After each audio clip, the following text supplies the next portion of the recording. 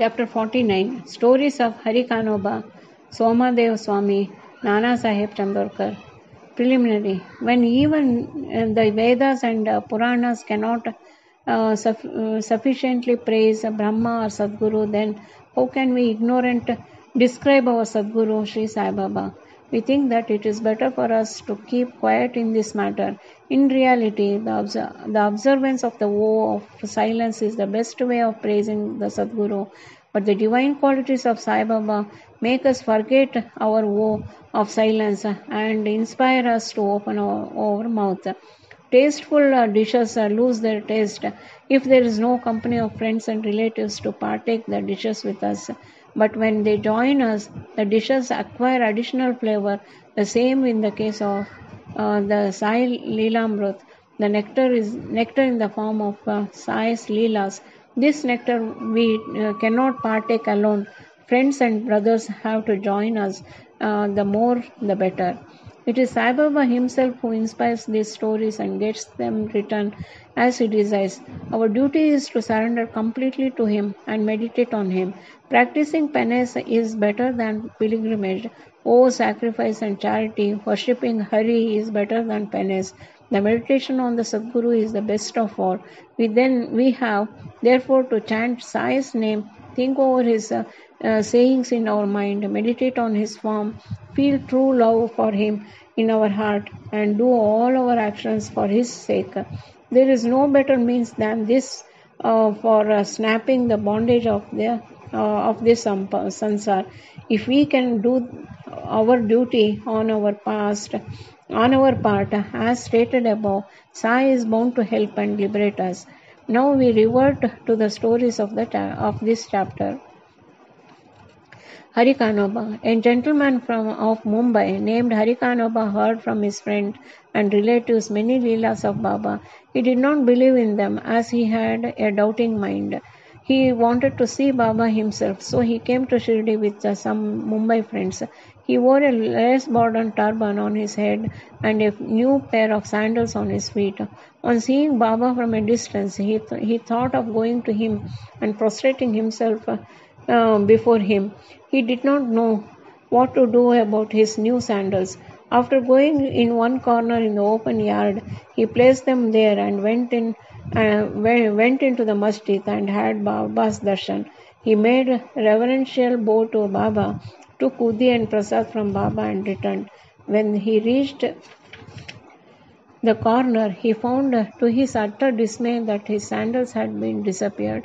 He searched for them in vain and returned to his lodging very much dejected. He bathed, offered worship and Naivedya and sat down for meals. But all this while he was thinking about nothing but his sandals.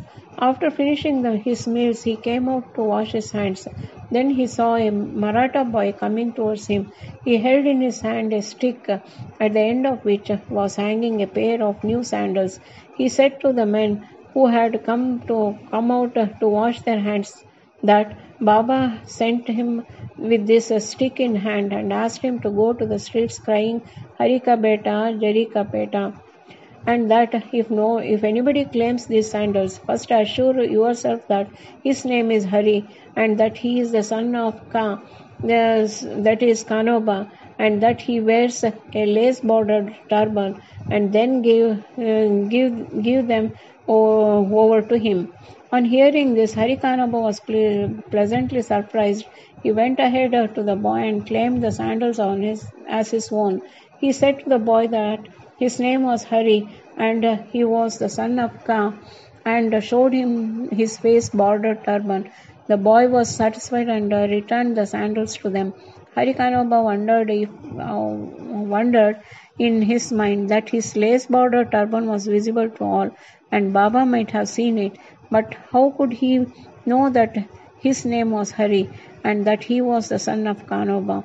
As this was his first trip to Shirdi, he came there with the sole object of testing Baba and with no other motive. He came to know by this incident that Baba was a great Satpurush. He got what he wanted and returned home well pleased. Somadev Swami Now, after hear the story of another man who came to try Baba Bhaiji, brother of Kaka Sahib Dikshit, was studying in Nagpur. When he had gone to the Himalayas in 1906, he made an acquaintance with one Somadev Swami of Haridwar at Uttarkashi down the Gangotri valley. Both took each other's name in their diaries. 5 years later, Somadev Swami came to Nagpur and was Bhaiji's guest. There he was pleased to hear the Leelas of Baba, and the strong desire arose in his mind to go to Shirdi and see him. He got a letter of introduction from Bayaji and left for Shirdi. After passing Manmad and Kopargaon, he took a tanga and drove to Shirdi. As he came near Shirdi, he saw two flags floating over the masjid and in Shirdi. Generally, we find different behavior, different mode of living, and different outward paraphernalia with different saints. But these outward signs would never be our standards to judge the worth of a saint. But when Somdev Swami, it was different. As soon as he saw flags flying, he thought, why should a saint like this take a liking for the flags? Does this denote sainthood? It applies the saint's hankering after fame. Thinking thus, he wished to cancel his Shirdi trip and said to his fellow travelers that he would go back. They said to him, then why did you come so far? If your mind became restless by the mere sight of flags, how much more agitated would you be seeing the Rath, the Palanquin, the horse, and all other paraphernalia in the Shirdi? The Swami got more confounded and said, not sadhu with the horses. The palakis and tom-toms have I seen, and it is better for me to return than visit such a sadhu.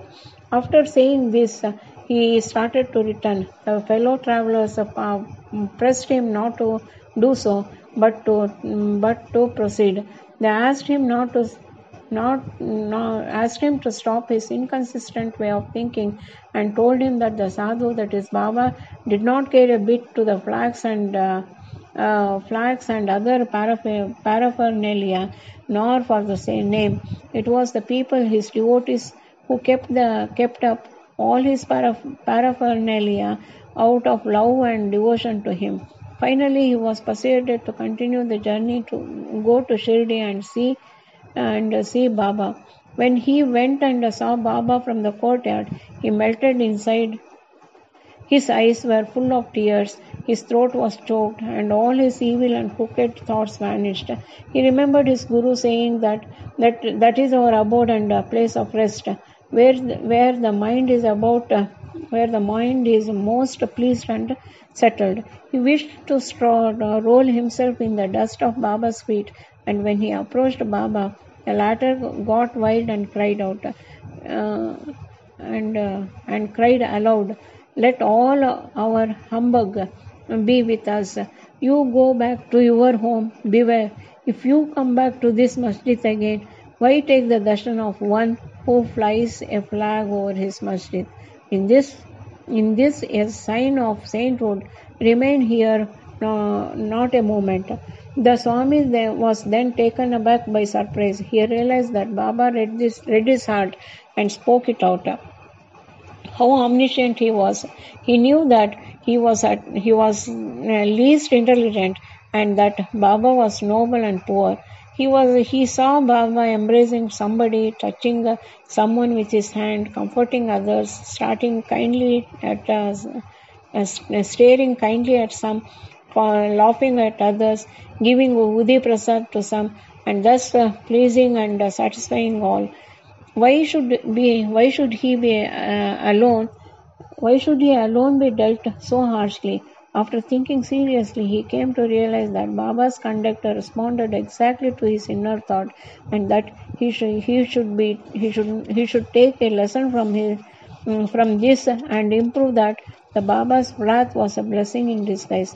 It is needless to say that later on, his faith in Baba was confirmed and he became a staunch devotee of Baba. Nana Sahib Chandorkar.